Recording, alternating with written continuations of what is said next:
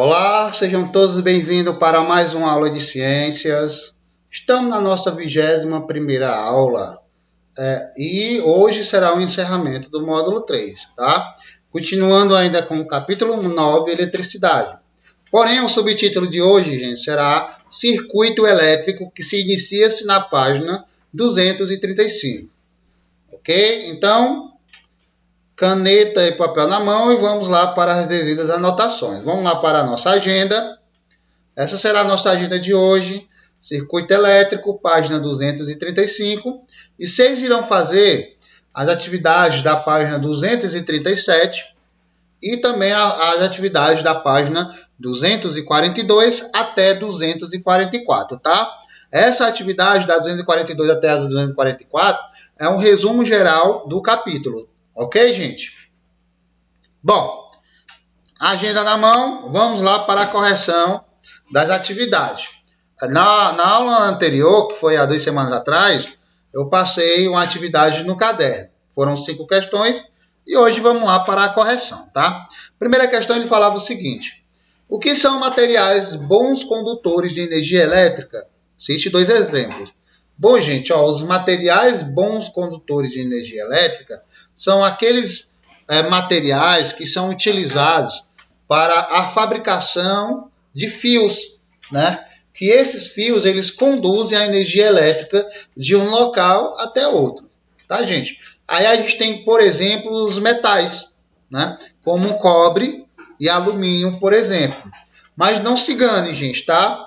Existem também outros condutores de energia elétrica que são muito bons, no caso a água, tá, gente? Então, a água, apesar dela não ser um material fabricado por nós, sendo um material, digamos, natural, ela também é um condutor, ela é um bom condutor de energia elétrica. Eu trouxe aqui ela como exemplo para podermos entender que não somente são aqueles materiais feitos pelo homem, como o cobre e o alumínio, né? Que na verdade já existe, ele só é apenas manipulado. Pois bem, vamos lá para a segunda questão. O que são materiais maus condutores de energia elétrica? Cite 2 exemplos. Pessoal, os materiais mal condutores de energia elétrica são aqueles materiais que dificultam a passagem da energia elétrica, como, por exemplo, a borracha, o plástico, certo? Enfim, o vidro, ok? A madeira, tem inúmeros outros exemplos. Bom, terceira questão. Assinale com um X os materiais que não conduzem bem a eletricidade, tá? O pneu, pessoal, conduz bem a eletricidade?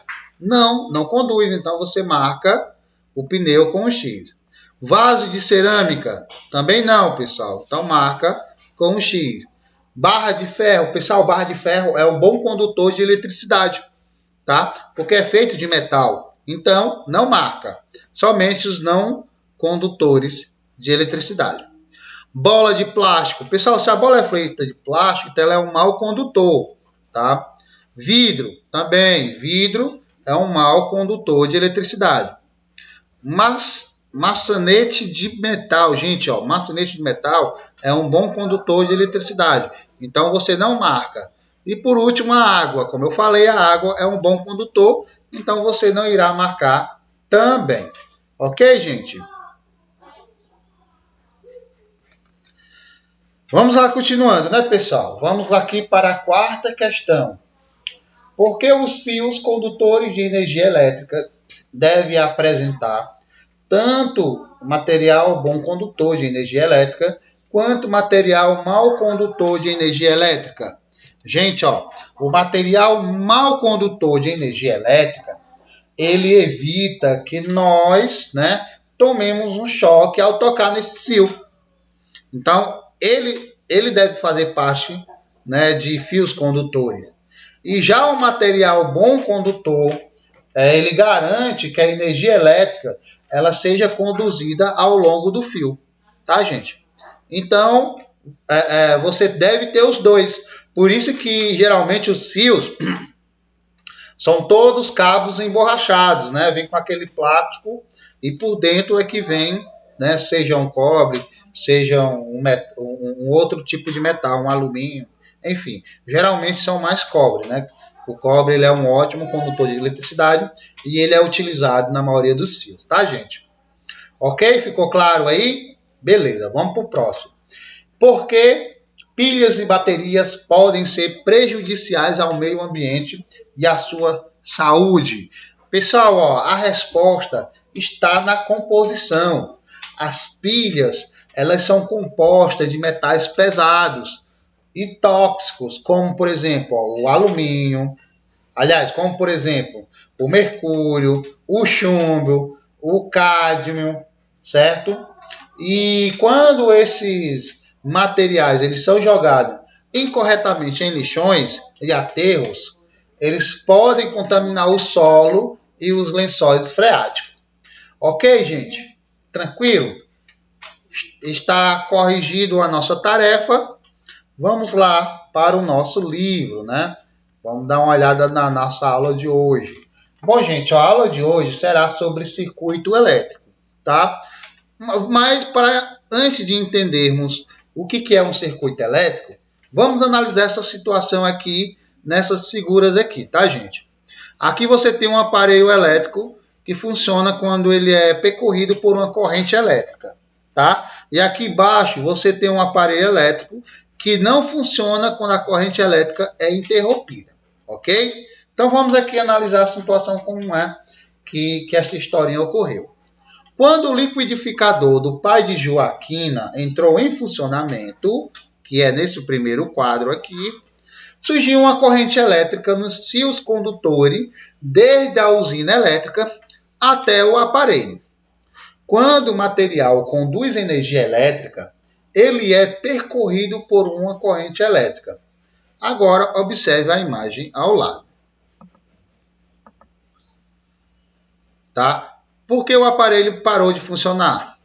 Bem, o fio elétrico do liquidificador está conectado à tomada. Porém, o botão ele está na posição desligada.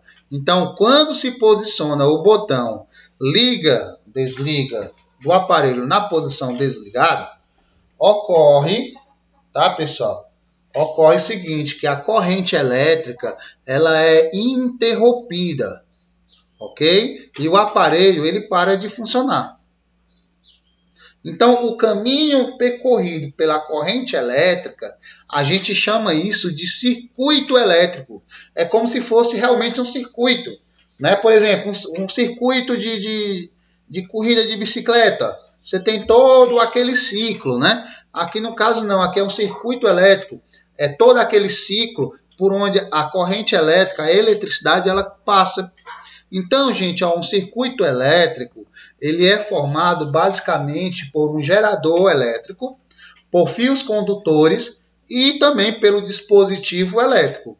Então, a gente vai ver como é que funciona, né, a representação de um circuito elétrico simples. Por exemplo, ó, aqui são os fios condutores, tá? Esses dois aqui são os fios condutores, que se conecta o dispositivo elétrico, que é esse, né, a um gerador elétrico, que é isso aqui, ó. Então, esse, pessoal, que é o dispositivo elétrico, é a lâmpada. Quando surge uma corrente elétrica nesse circuito, ela acende, tá? Esse outro, pessoal, a pilha, né, é o gerador elétrico, que ele é que fornece a energia ao circuito, ok? Então, geralmente, os circuitos elétricos, eles apresentam interruptores, que permite iniciar ou interromper uma corrente elétrica quando a gente liga ou desliga um aparelho. Então, o botão de liga e desliga do liquidificador, ele é um exemplo de interruptor, tá, gente? Como também esse que tem na sua casa, né? Esse acendedor e apagador de lâmpadas, né? Por exemplo, tá? Então, a gente vai entender como é que funciona um interruptor, como é que ele atua no circuito elétrico. Presta bem atenção. Pessoal, nessa situação, o interruptor ele está em uma posição que possibilita o surgimento de uma corrente elétrica no circuito, certo? Acendendo a lâmpada elétrica. Então, nesse caso, a gente tem um circuito elétrico fechado, ó. tá? Olha só a posição do interruptor, como é que ele está, ó, ok? Nessa outra situação, gente, o interruptor ele está em uma posição que impede o surgimento de uma corrente elétrica, ó. Vendo como ele está desligado aqui, ó? Tem essa aberturazinha aqui. Então, pessoal, a lâmpada elétrica ela não se acende. Então, nesse caso, a gente tem um circuito elétrico aberto. Tranquilo, gente? Pessoal, a aula de hoje foi super rápida mesmo, certo? É só mesmo para fecharmos com chave de ouro o módulo 3, tá, gente? Então, com isso, pessoal, a gente tem um encerramento do módulo 3. E na próxima aula, a gente tem o início do módulo 4 com o capítulo 10, utilizando a energia elétrica, página 188. Ok, gente? Tranquilo? Bom, espero que vocês tenham curtido a aula, tenham gostado. A gente se encontra na próxima aula, então, tá? Então, fica com Deus, um forte abraço e até a próxima semana, gente. Tchau, tchau.